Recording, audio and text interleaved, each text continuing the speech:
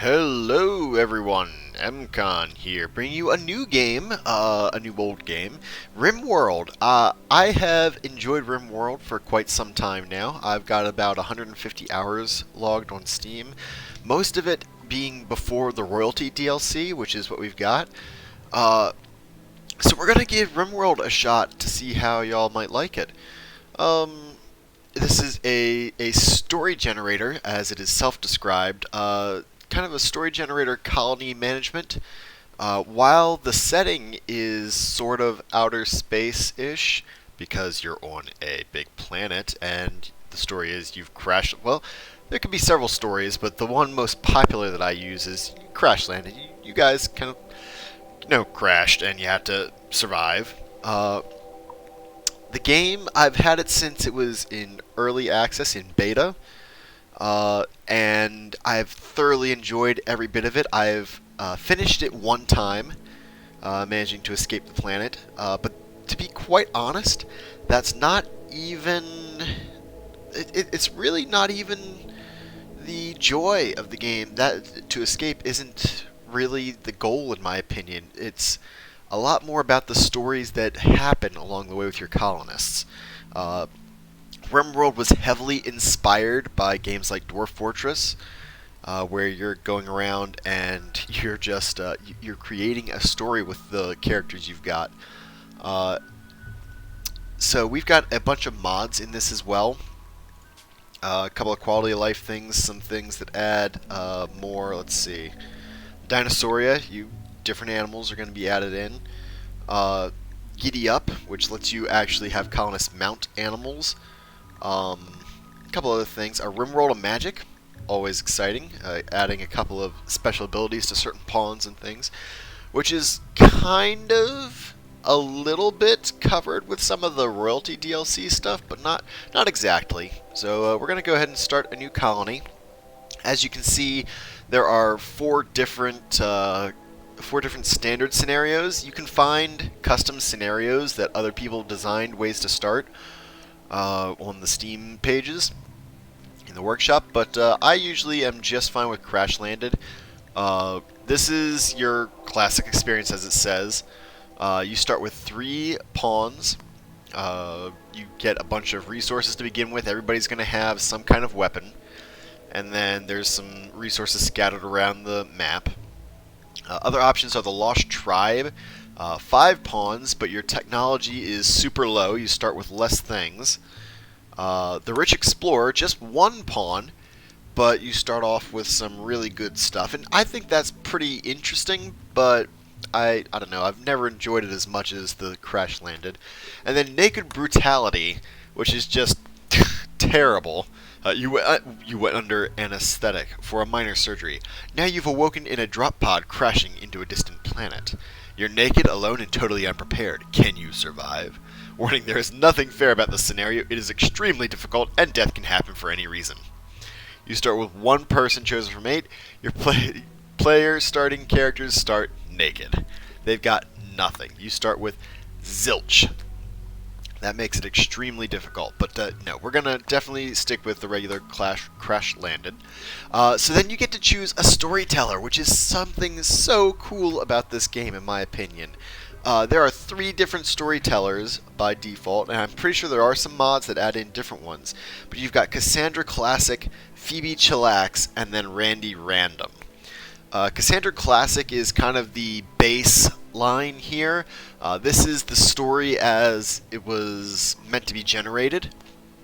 As it says, she generates story events on a classic increasing curve of challenge and tension.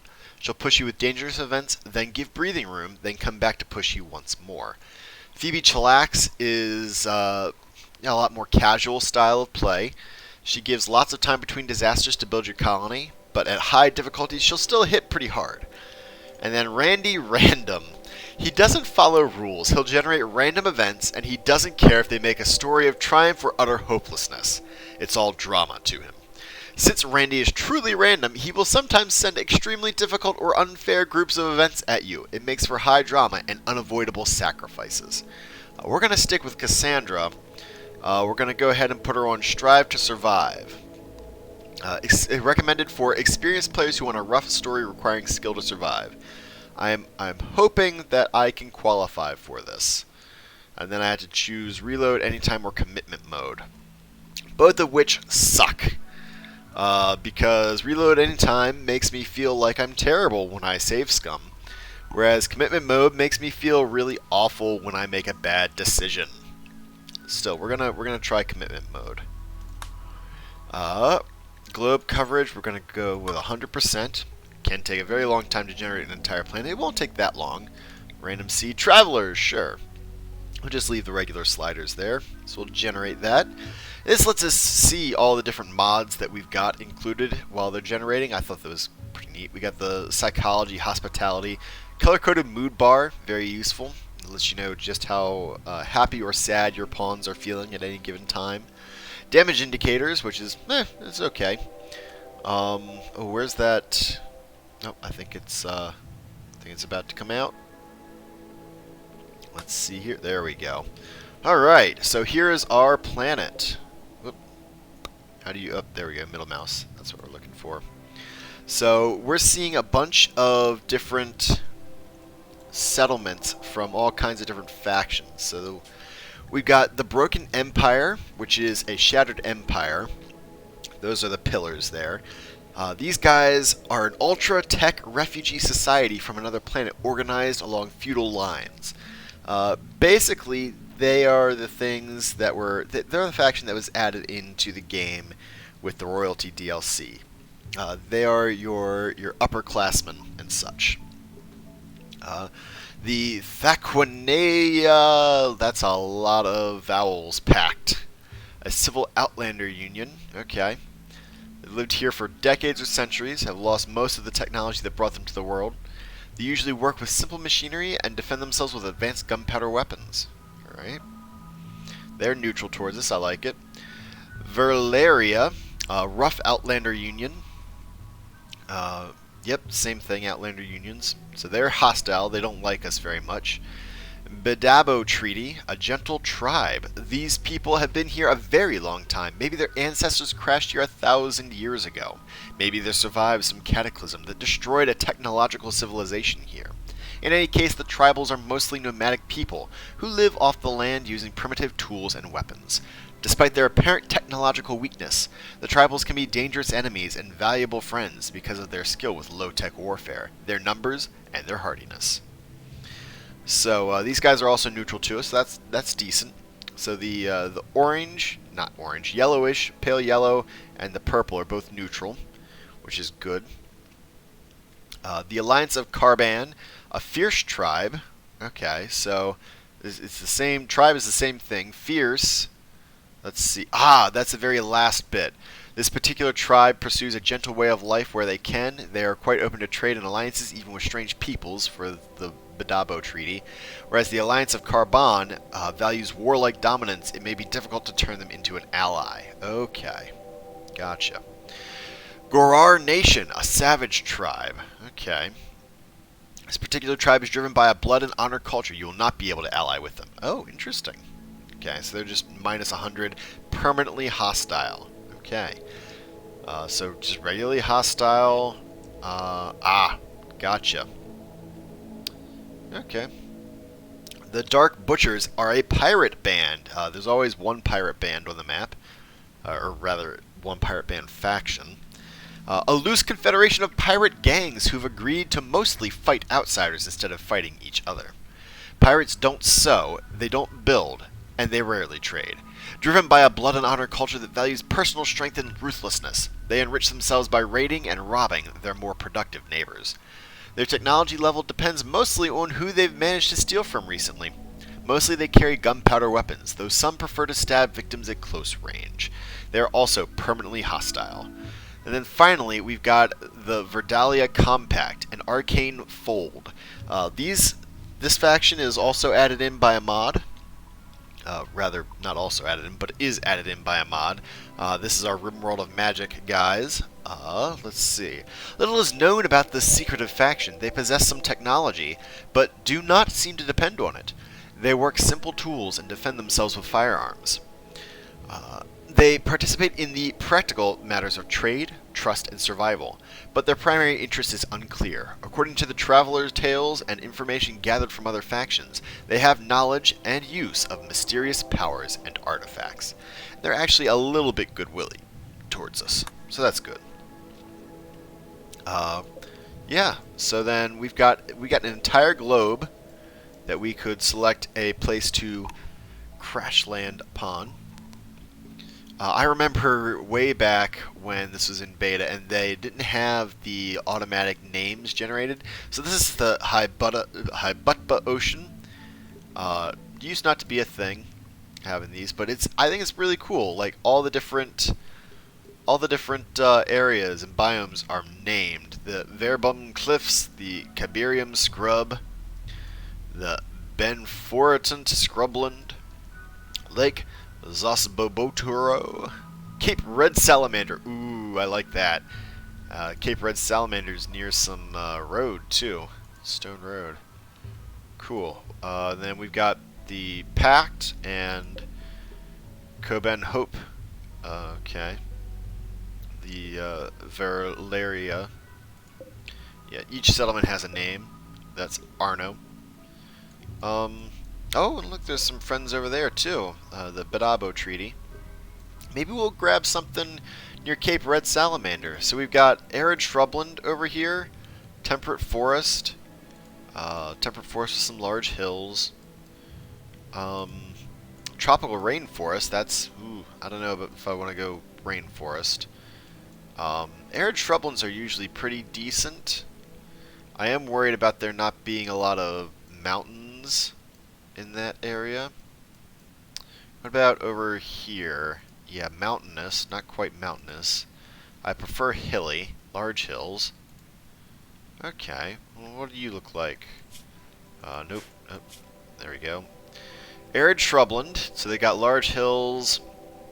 Sandstone, limestone, and marble is found there. Average temperature is about 73 degrees Fahrenheit. Growing period is year-round, that's good. Okay, agave fruit, animals can graze. Average disease frequency is just 0.9 per year. That's not terrible. And that's just the info on the arid shrubland. Yeah, that's right off the road. Is there Small Hills? Small Hills isn't terrible. Ooh, and a river. Okay, let's try this one. So we've got Small Hills, a stone road, a creek, granite, marble, and limestone. Those are all good rocks. Year-round growing period, about the same average temperature. Yeah, I think this seems like a good place. We're kind of situated between our friends, the Pact, and the terrible, horrible pirates, but that's fine. Oh wow, the Scorpion Boulder of the Dark Butchers. Okay. So we'll have a chance of getting raided, and some friends not too far away. Yeah, that's not bad at all. So we've selected our site, and now we get our characters.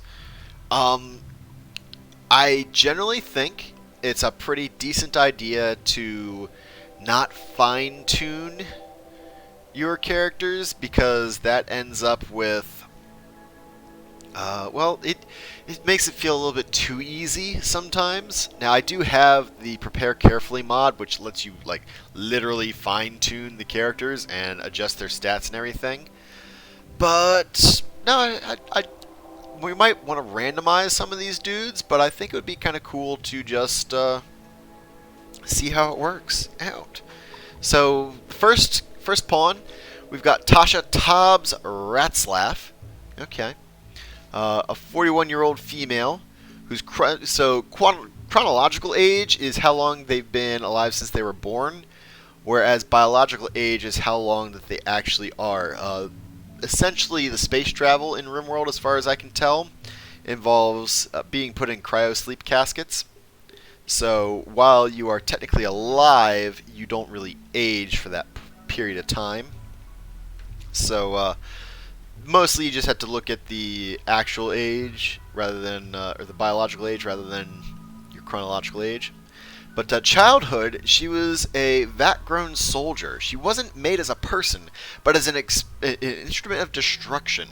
Grown in a bioweapons facility and taught combat during her accelerated growth, Tob still has a proclivity for combat of all kinds, and an aversion to human contact. Doctoring, wardening, entertaining, and doctoring visits sick people, all disabled. But she gets a bonus to shooting and melee.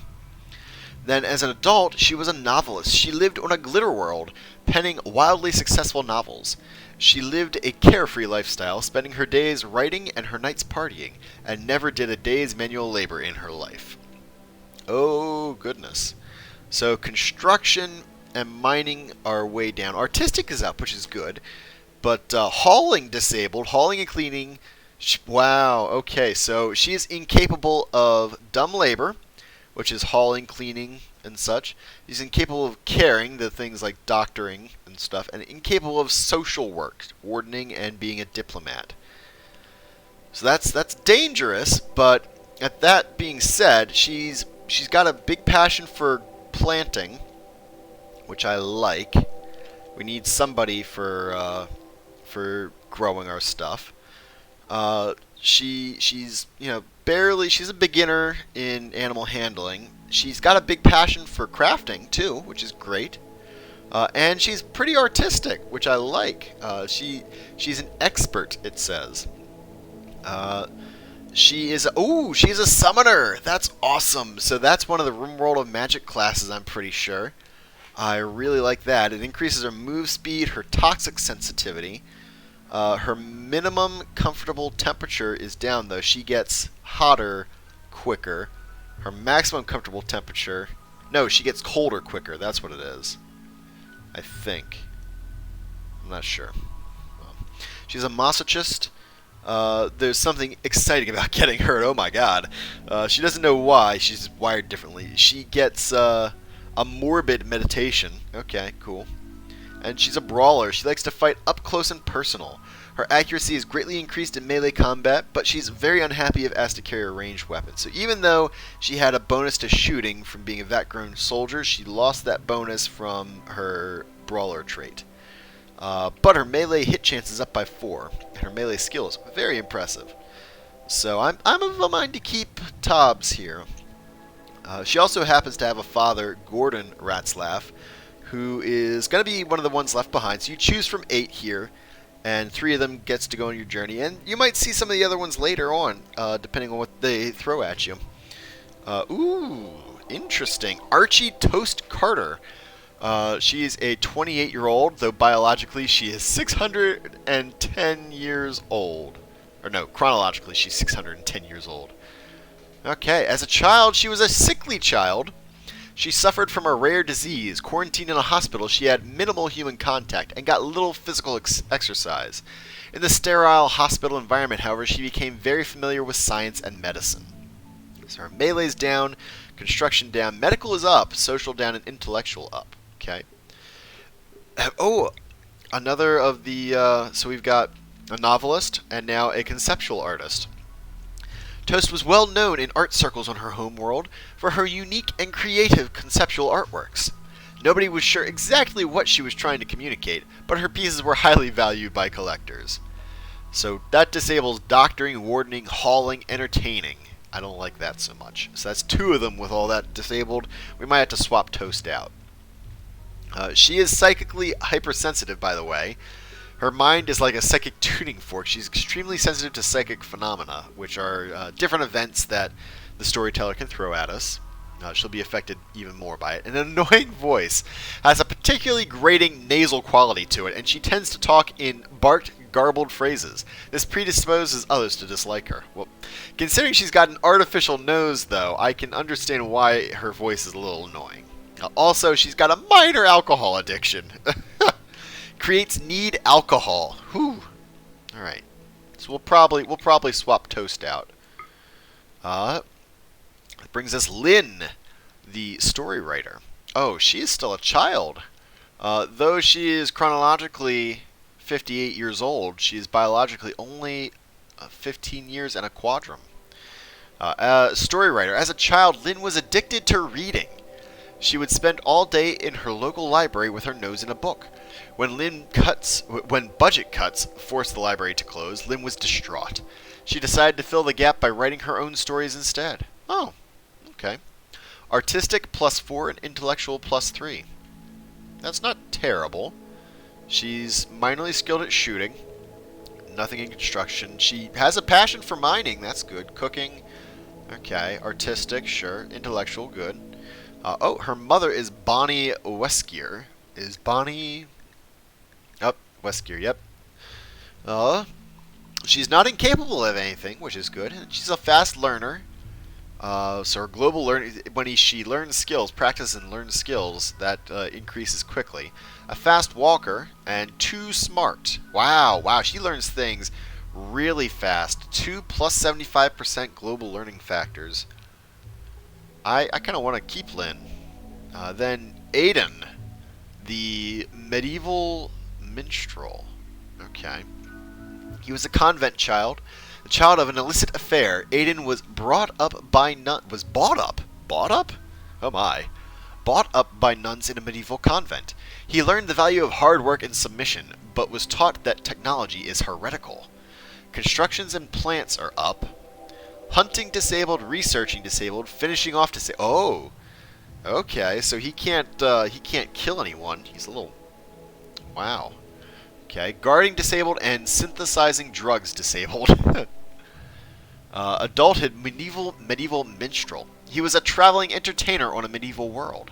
He could always be found telling stories or singing songs, and is capable of protecting himself from the dangers of the road. However, he was always conspicuously absent whenever there was hard labor to be done. Melee, artistic, and social are all up. Wow, though. Cooking, constructing, growing, mining, plant cutting, smithing, tailoring, crafting, and hauling all disabled. I don't like that. I don't like that at all. Wow, yeah. He cannot do any... Incapable of skilled labor, of hauling, of anything violent? Oh. And of any... What the... Wow. He is psychically hypersensitive, he is nervous, and he is a night owl. Plus, he's got a stab scar and a bite scar. I don't think Aiden's coming with us, guys. Let's... which gives us Gordon. Gordon has a mana potion addiction. That's interesting. Oh, his daughter is Tobbs. Oh!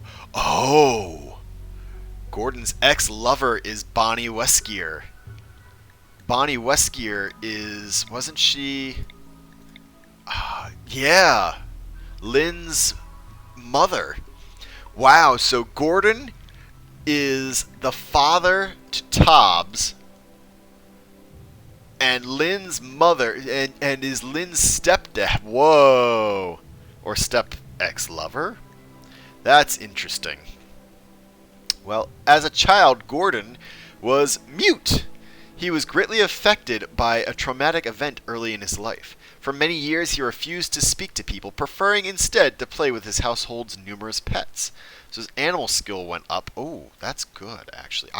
So considering we've got a lot of intellectual abilities over there, Gordon's doing pretty good on the non-intellectual, the physical labor stuff. That's good.